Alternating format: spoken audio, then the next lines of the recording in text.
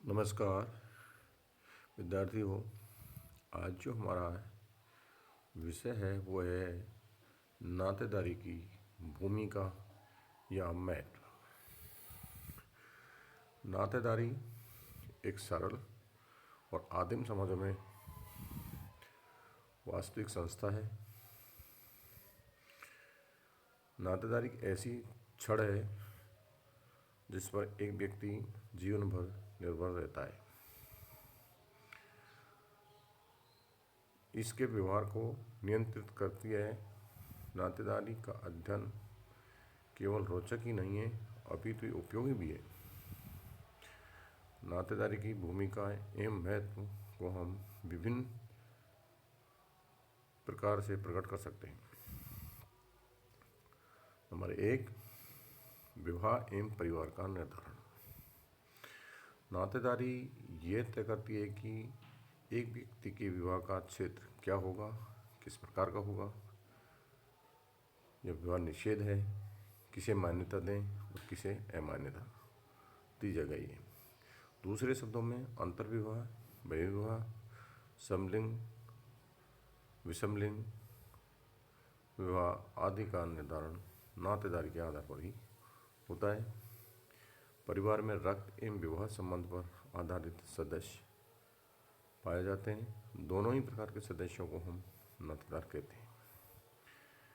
परिवार का विस्तार, नातेदारी का विस्तार ये परिवार के प्रकार विभिन्न नातेदारी की भूमिका में पाए जाने वाले भेदों को प्रकट करते हैं। उदाहरण के लिए मातृ सत्तात्मक परिवार में भाई की भूमिका अपनी बहन के परिवार में महत्वपूर्ण है।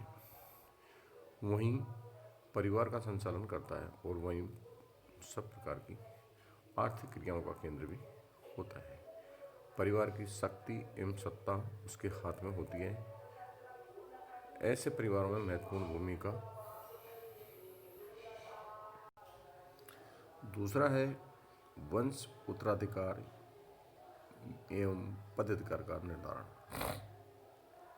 नातेदारी वंशावली का निर्धारण करती है। वंशावली की लंबाई प्रतिष्ठा का मानदंड होती है।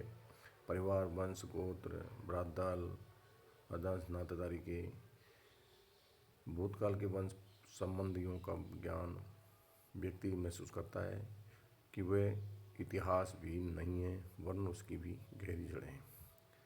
एक व्यक्ति की संपत्ति, एक पद का हस्तांतरण किन लोगों में होगा और कौन कौन से उसके बदायूधार होंगे।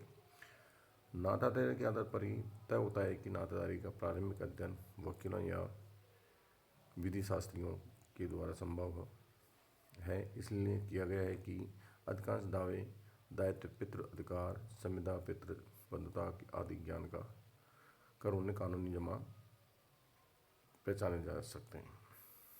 वे साथ ही इस प्रकार के नियमों की भी रचना प्राप्त करना चाहते हैं कि कौन किसका अधिकारी होगा और किसे क्या प्राप्त होगा। यदि नातेदारी के बाद किसी अन्य को उत्तराधिकारी का अधिकार प्राप्त होता है तब नातेदारी की व्याख्या की जाती है और नातेदार में वरीयता के क्रम को निश्चित किया जाता है कि पितृवंशीय या मातृवंशीय परिवार में वंश उत्तराधिकारी या वंश पदाधिकारी के नियम को भिन्न भिन्न है। इसी प्रकार से समाजों में नातेदारी के बंधों का उपयोग संपत्ति के स्वामी तथा उत्तराधिकारी, पदाधिकारी, उसके उत्तराधिकारी आदि के मध्य संबंधों को परिभाषित करने का किया जाता है। तीसरा है आर्थिक हितों की सुरक्षा। नातेदारी में नातेदारी समूह एक व्यक्ति नहीं है वरन रक्षा पंक्ति का प्रतिनिधित्व करते हैं।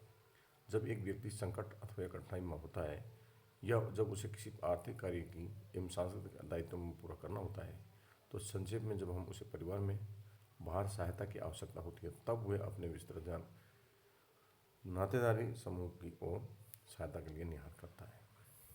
अतः समुदाय अथवा संपूर्ण जाति में अन्य सदस्यों की अपेक्षा नातेदारी उसे सहायता देने का दायित्व सर्वाधिक है।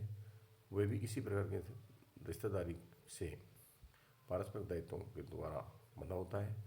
इससे भी रक्त संबंधी विशिष्ट महत्व रखते हैं क्योंकि वैवाहिक नातेदारी की तुलना में रक्त संबंधियों की एक व्यक्ति अपने अधिक निकट अनुभव करता है। नंबर 4 पे है सामाजिक दायित्वों का निर्वहन। रिश्तेदार को फल की आशा किए हुए निःशुल्क सेवा देता है, जबकि उन्हीं सेवाओं के लिए हमें बाह्य व्यक्ति की उसकी कीमत चुकानी पड़ती है। रिश्तेदार एक नैसर्गिक पारदर्शिता होता है। वह कठिन परिस्थितियों में एक सहायता और एक युद्ध तथा विशिकार की अवस्था में भी साथी होता है। इसी प्रकार के रिश्तेदारों की औरतें मिलजुल कर कृषि कार्य करती हैं, घरेलू कार्यों में मदद करती हैं, एक दूसरे की बाल को पालन पोषण भी करती हैं। वर्तमान में औद्योगिक एवं नौकरशाही के युग में एक व्यक्ति का मूल्यांकन नातेदारी के आधार पर न कि होकर एक योग्यता के आधार पर होता है। एक व्यक्ति से यह अपेक्षा की जाती है कि वह अपने पद एवं राष्ट्र के प्रति निष्ठावान हो रहे, किंतु नातेदारी दुराग्रही है। और विकासशील राष्ट्रों में तो नौकरशाही का तर्क नातेदारी की निष्ठाओं को से हार जाता है। एक उच्च अधिकारी अपने से नीचे के अधिकारी को चयन में समय योग्यता के स्थान पर संबंधों की निकटता को महत्व देता है। ये हमारे लिए भाई भतीजावाद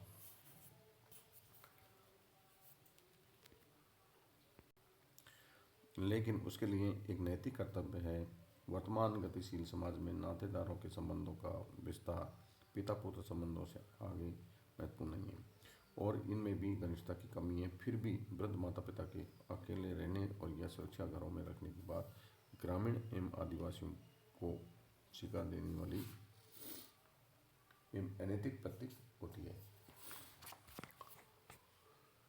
आधुनिक समाज नातेदारी संबंधों में कमी वाला समाज कहा जा सकता है। फिर भी उसमें नातेदारी के मनोभाव और दायित्व को विद्यमान है। यदि हमारे सारे चाचा मामा बुआ आदि का पुत्र दरिद्र का मारा हमारे पास आता है तो उसकी सहायता करना हमारा कर्तव्य होता है। नंबर 5 पे है मानसिक संतोष। नातेदारी की मनोभाव एक व्यक्ति को सामाजिक संतुलित प्रदान करते हैं। हमारी औद्योगिक सभ्यता की मांगे हमें अवैधानिक नौकरशाही वाली विवेकपूर्ण सामाजिक संरचना को और अग्रसर करती है, जिसमें नातेदारी के मनोभाव तर्कसंगत प्रतीक नहीं होते। फिर भी मनुष्य नातेदारी के बंधनों से मुक्त नहीं है। एक व्यक्ति अपने पूर्वजों के चित्र पर घर में टांगता है, एल्बम बनाता है। सभ्यता उसके पीछे सैकड़ों वर्षों तक नातेदारी केंद्रित अनुभवों की खुमारी है। मानवता का इतिहास इस बात का प्रतीक होता है कि एक लंबे अवधि तक मानव जाति नातेदारी एवं आधारित समूह में रही है। व्यक्ति का स्वास्थ्य सुरक्षा जीवन सभी कुछ नातेदारों के साथ में था और नातेदारी विहीन व्यक्ति अपने को बिना सामाजिक प्रतिष्ठा वाला एवं निकृष्ट रूप में एक मृत व्यक्ति के समान ही मानता था। मनुष्य की एक प्रकृति ये भी है कि वह अपरिचित से डरता है और परिचित पर विश्वास करता है। नंबर अंतिम बिंदु है मानव शास्त्रीय ज्ञान का आधार। जब मानव शास्त्रीय नातेदारी का एक महत्वपूर्ण स्थान रखता है। प्रारंभिक मानव शास्त्रियों ने अधिकांश अध्ययन नातेदारी से ही प्रारंभ किए हैं, जो एक या अधिक जनजातियों की नातेदारी व्यवस्था, परिवार एवं विवाह आदि की संबंधित थे। वे नातेदारी के अध्ययन के आधार पर सामाजिक संरचना को समझाना चाहते थे। साथ ही वे समाज का एक संस्था के विकास में भी रुचि रखते थे। नातेदारी का अध्ययन इस दिशा में अत्यंत आवश्यक सिद्ध होता है कि अनेक अध्ययनों में से यह स्पष्ट हो चुका है कि प्रारंभिक समाजों में वंशाक्रम समूह का मूलभूत राजनीतिक, धार्मिक, आर्थिक क्षेत्र में इकाई रही है। मैकलेन ने भी इस अवस्था को उल्लेख किया है कि जिनमें संपूर्ण मानवता की नातेदारी एवं विवाह की संस्था गुजरी है, उनकी मान्यता है कि प्रारंभ में नातेदारी की गणना स्त्रियों के माध्यम से होती थी, पुरुषों के माध्यम से गणना का विकास के बाद में समय में हुआ है। हेनरी ने भी यही माना है कि परिवार का अध्ययन बताया है कि पितृसत्तात्मक संयुक्त परिवार पिता पुत्रों का संपत्ति एवं सम्मिलित अधिकार का वाला परिवार था और भारत में ऐसा परिवार नातेदारी की प्रमुख कड़ी था।